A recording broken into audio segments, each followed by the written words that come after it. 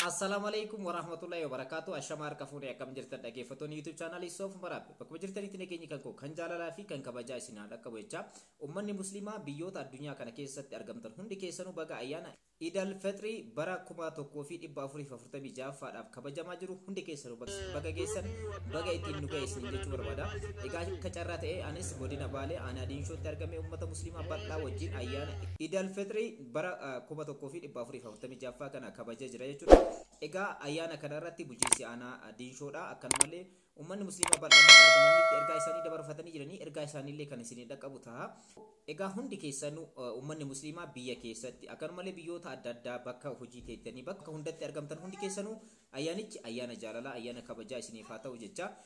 Ayyaanicha kana irratti kan argaman bulchiinsi aanaa Diinshoo ergaa isaanii dabarfatanii jiranii ergaa isaanii immoo hawaasa muslimaa naannawa kanatti argamanii fi akkanumallee hawaasa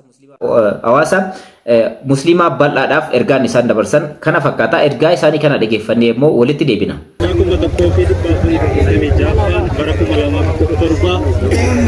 Ummata muslimaa aanaa Diinshoo fi gandoota naannawasii hundasaa baga ittiin isin gahee baga waliin geenne isin jechuun barbaada. Eid al-Fitr Ida baay'ee guddaa ummata muslimaa biratti ta'e fi kabaja guddaa qabuu fi namaa fi rabbi biratti illee ida guddaa ta'uun isaan beekama. Ida kana gaafa gabeenyu ji'a Ramadaanaa ji'a guddaa fi ulfaataa ta'uu isaa yaadachaa jiini kun ji'a Ramadaanaa kana keessatti ummanni muslimaa baatii kana khairii gurguddoo hojjechuudhaan kan dabarsu yoo ta'u diini kun kan inni yaadatamuun ji'a balballi jannataa itti banamtu balballi azaabaa itti cufamtu shaytaan itti hidhamuu fi khairiilee gurguddoo hojjetamaa ture yoo ta'u ummanni muslimaa guyyaa soomanaan halkan dhaabbata salaata taraawiitiin kan dabarsu yoo ta'u keessattuu ji'a kana keessatti khairiilee gurguddoo ji'a sadaqaa itti taasifamuu fi keessattuyyuu diini kun ji'a sadaqaati. Ji'a sadaqaati gaafa jennu aantee fi fira isaa ollaa isaa yaadachaa soomana isaa kan dabarsuu fi fira isaa faddarsiisaa khairiilee gurguddoo kan dabarsu yoo ta'u kun ummata muslimaa biratti kabajaa fi jaalatamummaa guddaa kan qabuu fi rabbi biratti illee khairii guddaa kan qabu ta'uu isaati. Kana qofa osoo hin taane ji'a kana keessatti guyyaan adda isa taasisu guyyaa addaa khairii guddaa qabu guyyaa Laylatul Qadr kan itti hawwamuu fi eeggamu.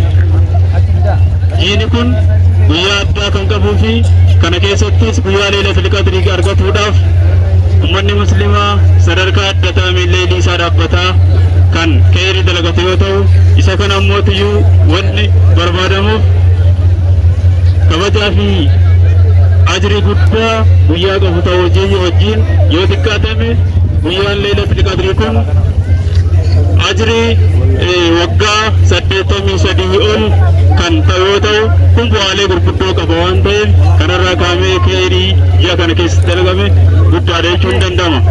Kanaaf gaafa kana kaafnu ummata muslimaa sadarkaa khairiilee gurguddoo dalaguu kana qofaan osoo hin taane sadaqaalee baay'isuudhaan ajrii baay'isuudhaan bu'aalee gurguddoo kan dalagataa ture waan ta'eef kun waan guddaadha.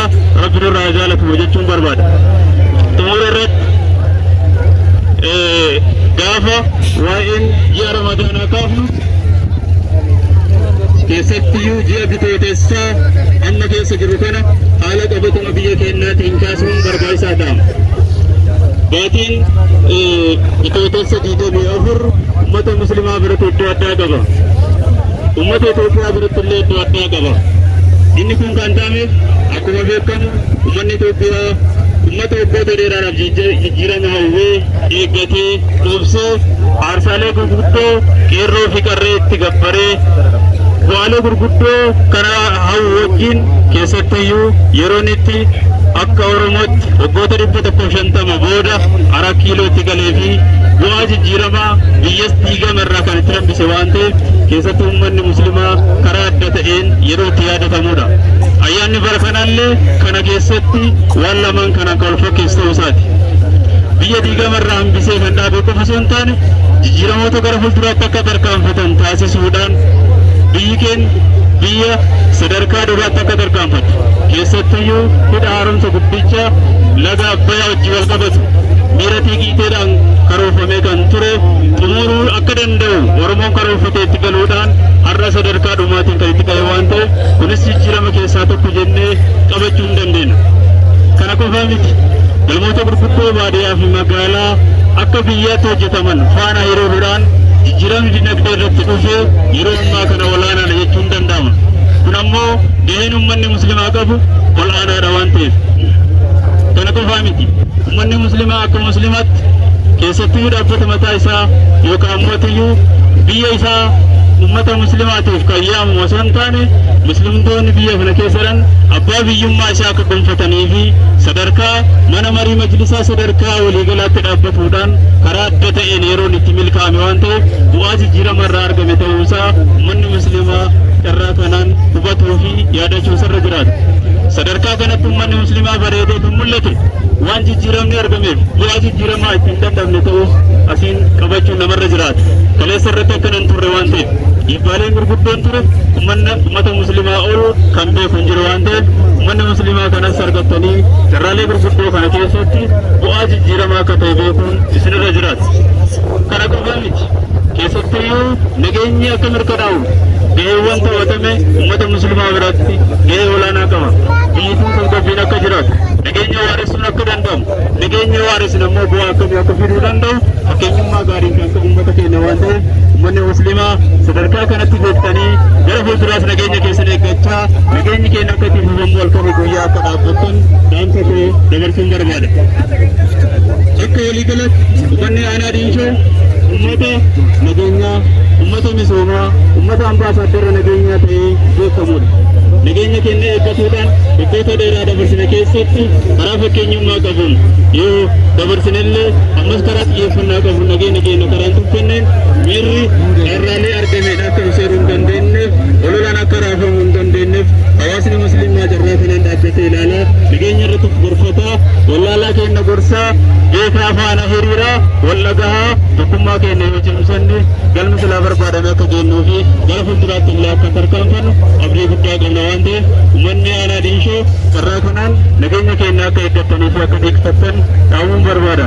Ittaansuudhaan uummanni muslimaa aanaa diinshoo uummata hojiilee misoomaa hojjetuudhaan illee fakkeenyummaa gaarii qabu. Biyya keessas facaafee biyya keessas ta'e biyya alaas carraa eeggatan biyya keessatti illee gaafa hojjetu dinagdee isaa guddifatu uummata carraaqqatu waan ta'eef nageenya irratti akkuma cimnee hojjenne hojii misoomaatiinis cimnee hojjechuun barbaachisa.